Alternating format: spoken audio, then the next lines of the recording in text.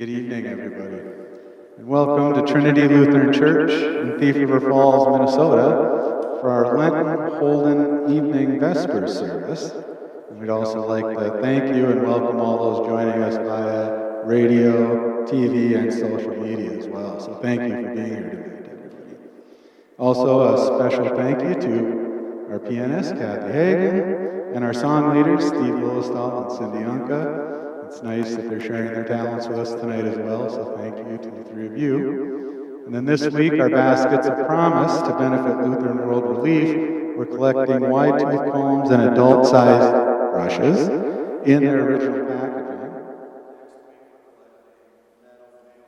So thank you to everybody. So now that ends our announcements.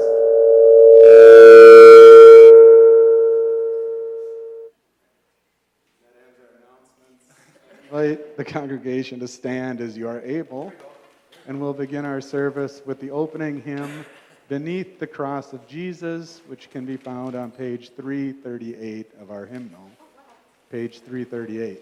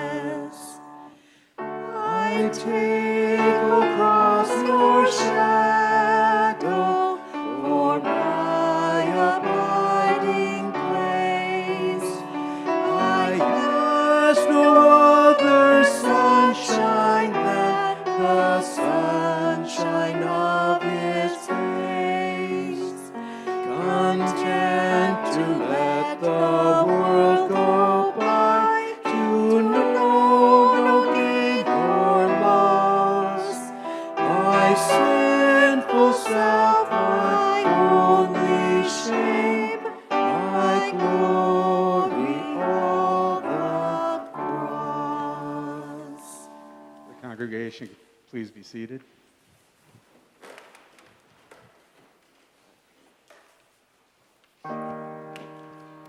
Jesus Christ, you are the light of the world, a light no darkness can overcome.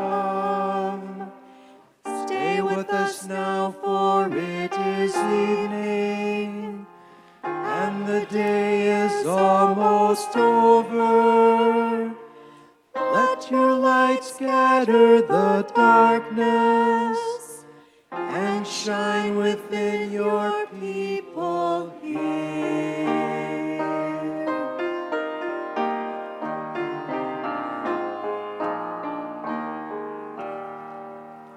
Joyous light of heavenly glory, loving glow of God's own face, you who sing creation's story, shine on every land and race.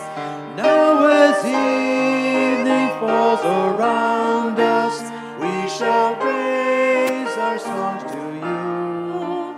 God of daybreak, God of shadows, come and light our hearts anew. In the stars that grace the darkness, in the blazing sun of dawn, in the light of peace and wisdom, we can hear your quiet song. Love that fills the night with wonder, love that warms the weary soul, love that burst all chains asunder, set us free and make us whole. You who made the heavens' splendor, every dancing star of night, make us shine with gentle justice, let us each reflect your light. Mighty God of all creation, gentle Christ who lights our way, loving Spirit of salvation, lead us on to endless day.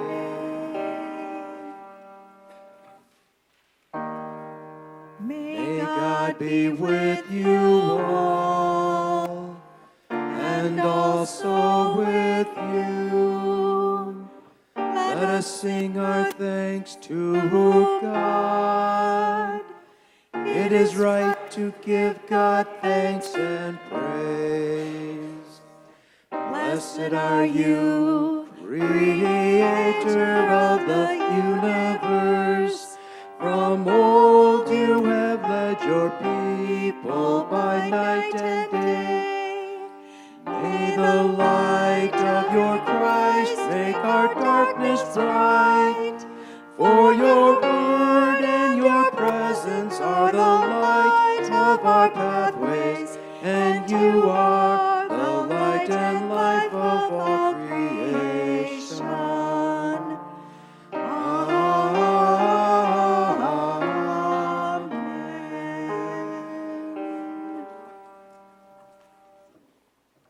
We are group 1, group 2. Rise up like incense before you, lifting up of my hands as an offering to you. Oh God, I call to you. Come to me now. Oh, hear my voice when I cry.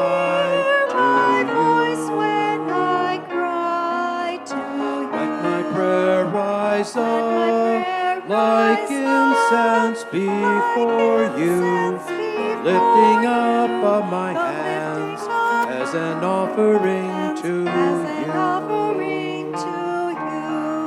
Keep watch within me, God, deep in my heart may the light of your love be burning bright.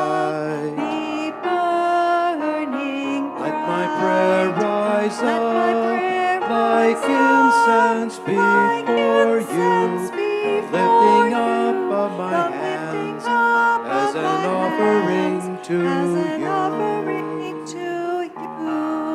All praise to the God of all, Creator of life. All praise be to Christ and the Spirit of love.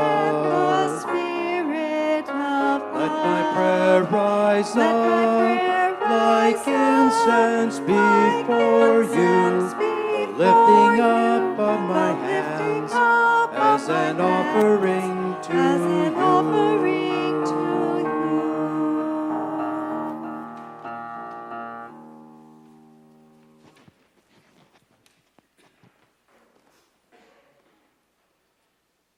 our prayers come before you, O God, as incense, and may your presence surround and fill us, so that in union with all creation we might sing your praise and your love in our lives.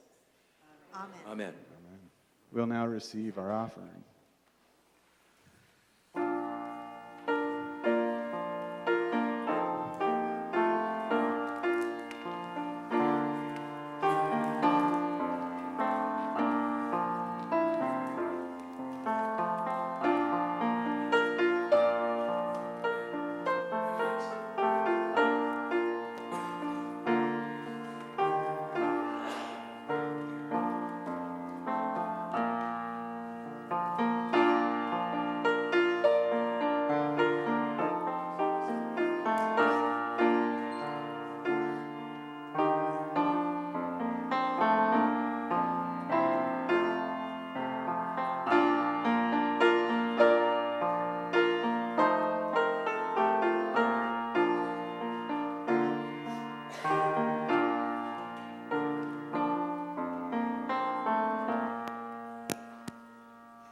Please rise.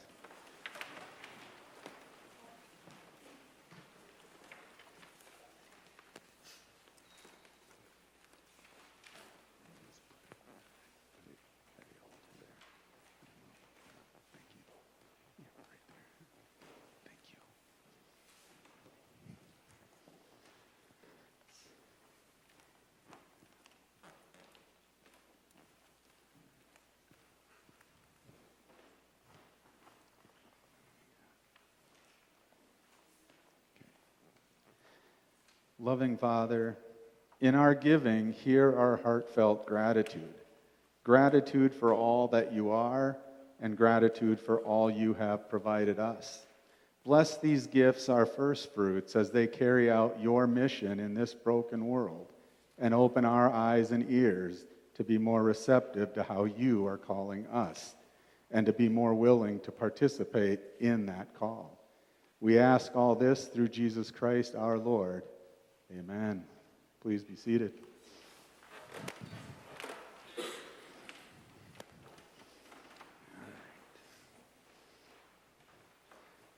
Well, good evening, everybody.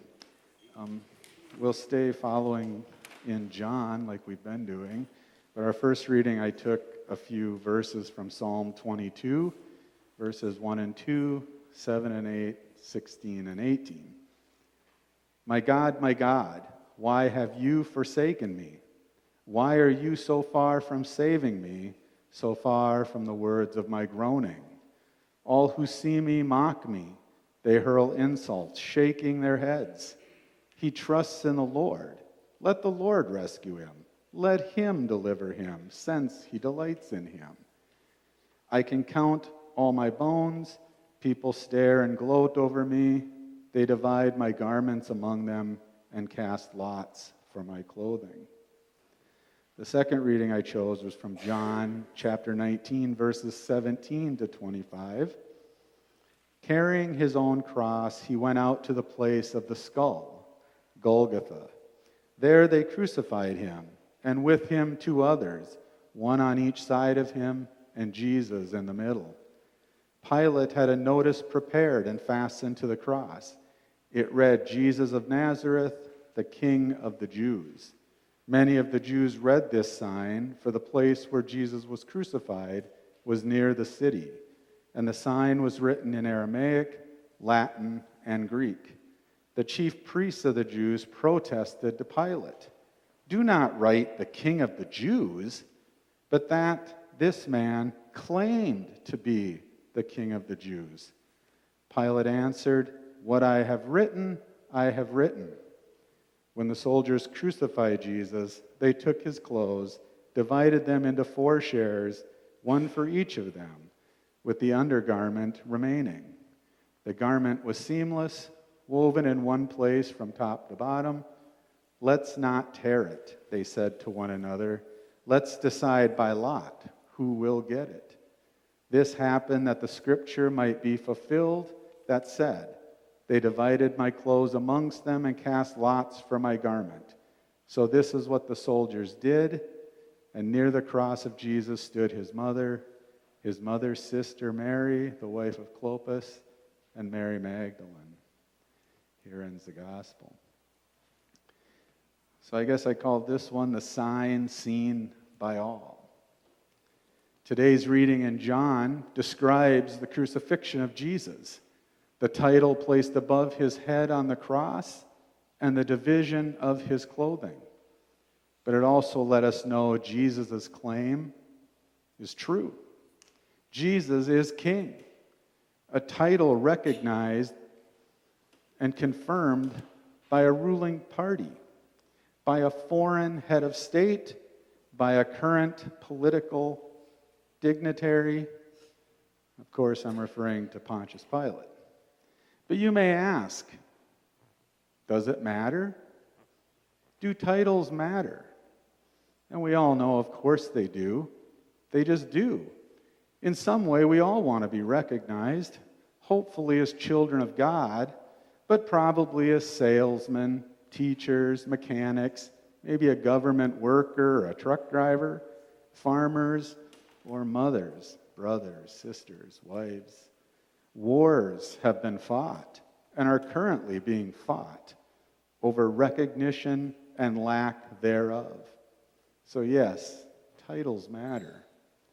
So here we have our King Jesus' real enthronement taking place on the cross with the world's greatest, most current superpower, not only acknowledging it, but insisting on it, telling all who can hear and see, Jesus is king. How funny. Imagine a coronation like that. What aspiring, ambitious, self-important, and boastful individual is signing up for that? To accept that fate for his people, whilst being rejected by those very same people, but recognized and acknowledged by those who aren't in his fold yet, not in their voting block yet, or even friending him on their Facebook page yet. But Jesus did. Even though his people, those chosen people of God, refused to recognize his kingship, but the Gentiles did, and eventually even they would be drawn to him.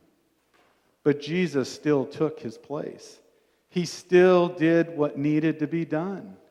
He didn't throw his hands up in the air, slink away, and make excuses. He didn't tell us, well, if that's the way you want it, if that's the way you're going to be.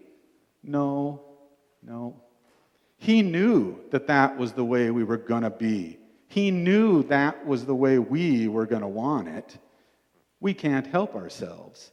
It's why we so desperately need him, Jesus, in our lives. That title, King, stands in stark contrast to the apparent weakness and helplessness Jesus seemingly displayed that day. Here he's been crucified, soldiers casting lots for the spoils of war, their bonus, their extra day's pay for being on that crucifixion party, his clothes.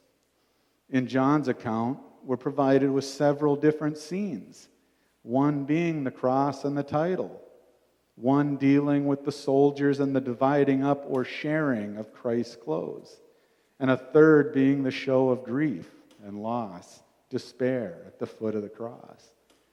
But through it all, nailed to the cross, awaiting death, Jesus remained passive. He was still loving and understanding. He continued to show us the way as he carried God's majestic message in quiet humility, shown even by his clothing. On the one hand, their removal, their redistribution, speak of loss, vulnerability, shame. But on the other hand, they remind us of Jesus' servanthood, of washing his disciples' feet. Remember in John 13, verse 4, his first act in preparing to wash feet was to remove his outer garments, to prepare himself for servitude, the king and the servant as one. Our psalm tonight, Psalm 22, provides an early testament, a foreshadowing in Scripture of God's plan, of Jesus faithfully carrying out his commission. Verse 7 tells us, it speaks of a man surrounded by others who scorn and despise him, of a man being mocked. Verse 8, he trusts in the Lord. Let the Lord rescue him. Let him deliver him. He delights in him. Verse 16, a man who was outnumbered with the transgressors. Jesus was numbered with the transgressors when he was crucified next to those two criminals. Also in verse 16, it speaks of a man whose hands and feet are either pierced, mauled, or disfigured, depending on which translation you use. Our gospel tonight says Jesus' hands and feet were pierced with nails during his crucifixion. Verse 17 speaks of a man who was surrounded by others who stared and gloated. Verse 18, onlookers gambled for pieces of clothing that belonged to the person being persecuted. So in spite of our world's attempts at demeaning and humiliating, shaming Jesus, Jesus became exalted at the crucifixion. The King, Jesus, ruled by serving. And though it looks like he had failed, his apparent defeat and helplessness has actually given us all redemption. If we choose it, if we choose him, the King who offered himself as the sacrifice for all sin, past, present, and future. I know our response to powerlessness is usually either despair or we try to grab control for ourselves. Jesus did neither. And during Lent, we're led to confess Jesus is our King. We're to entrust our lives to him in spite of what the sinful world says about weakness. So the question becomes, who's the king in your life, in our lives? Who's in control? There's only two answers: the devil's trappings of this world, or God, creator of all. The cross is really the power which brings God's order into our lives. But the message of the cross is foolishness to those who are perishing. We received the power of that cross in our baptism. We renew and reinforce it as we study and learn his word. We replenish it when we receive and acknowledge the sacrament of his body and blood at our altar. The power of the cross is the power to be a servant, to serve without the need to be served, to give of ourselves, not to force others to serve us. The world tells us, use a show of force, a show of power. But Jesus says service. In our weakness, let his power be revealed as the source and answer to our success. And as we go forward tonight, my friends, let us not just hear the word of God. Let us not just live for his promised forgiveness. Instead, I challenge all of us, myself included, to actually hear his words, live his words, to let the Holy Spirit guide our actions, to live a life of obedience to God, to live a life in imitation to Christ, to go out there and serve. Thanks be to God. Amen. Our second hymn tonight will be Were You There?, which can be found on page 353 in our hymnal, page 353.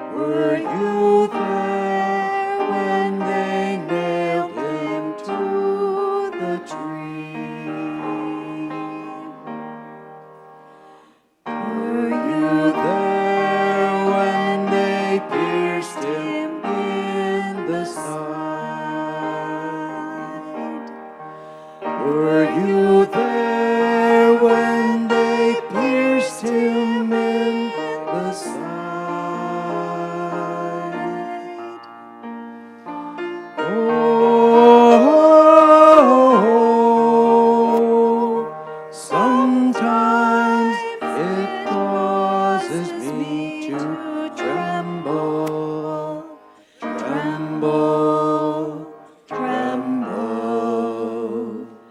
Were you there when they pierced him in the side? Were you there when the sun refused to shine? Were you there when the sun refused to shine? Oh, sometimes it causes me to tremble, tremble, tremble. Were you there when the sun refused to shine? Were you there when they laid him in the tomb? Were you there when they laid him in the tomb?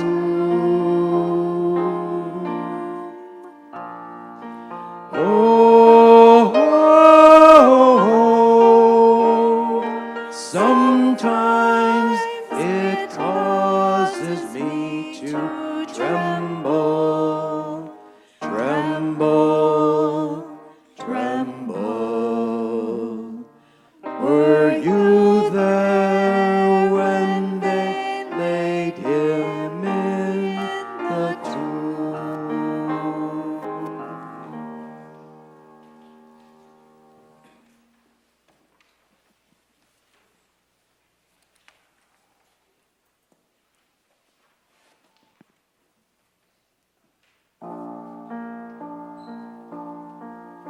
An angel went from God to a town called Nazareth, to a woman whose name was Mary. The angel said to her, "Rejoice, O highly favored, for God is with you. You shall bear a child, and his name shall be Jesus, the chosen one of God Most High." And Mary said, "I am the servant of my God. I live to do your will." My soul proclaims your greatness, O God, and my spirit rejoices in you. You have looked with love on your servant here, and blessed me all my life through. Great and mighty are you, O Holy One. Strong is your kindness evermore. How you favor the weak and lowly one, humbling the proud of heart. You have cast the mighty down from their thrones, and uplifted the humble of heart. You have filled the hungry with wondrous things, and left the wealthy no part. Great and mighty are you, O faithful one. Strong is your justice, strong your love. As you promised to Sarah and Abraham, kindness forevermore. My soul proclaims your greatness, O God, and my spirit rejoices in you. You have looked with love on your servant here and blessed me all my life through.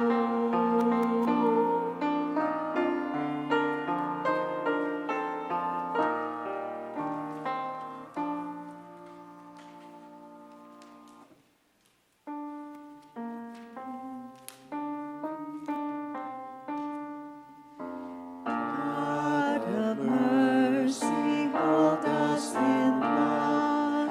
In peace we pray to you. God of mercy, hold us in love. For peace and salvation we pray to you. God of mercy, hold us in love. For peace between nations, for peace between peoples. God of mercy, hold us in love. For us who are gathered to worship and praise you.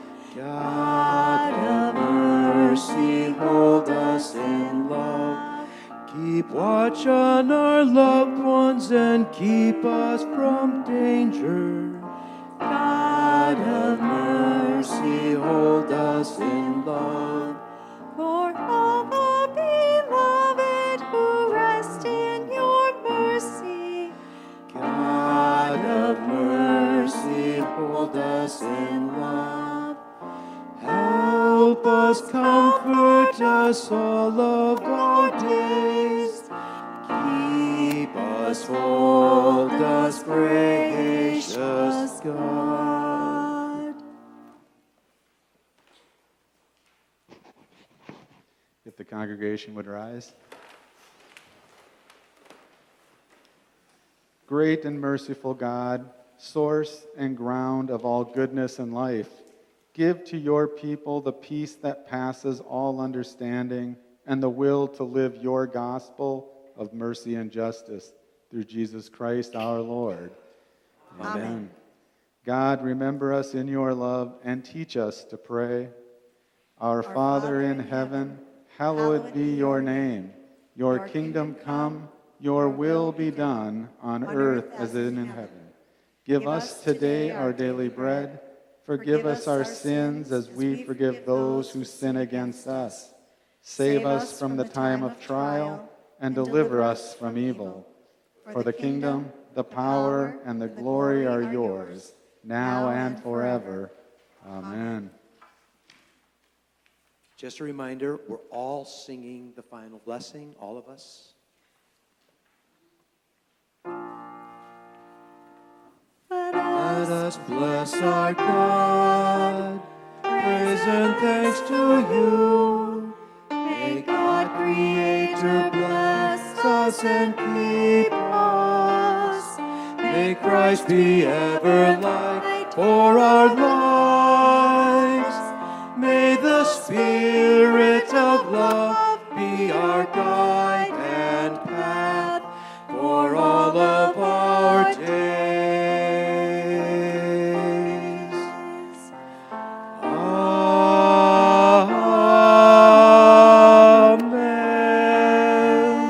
Amen. Go in peace, serve the Lord. Thanks be to God.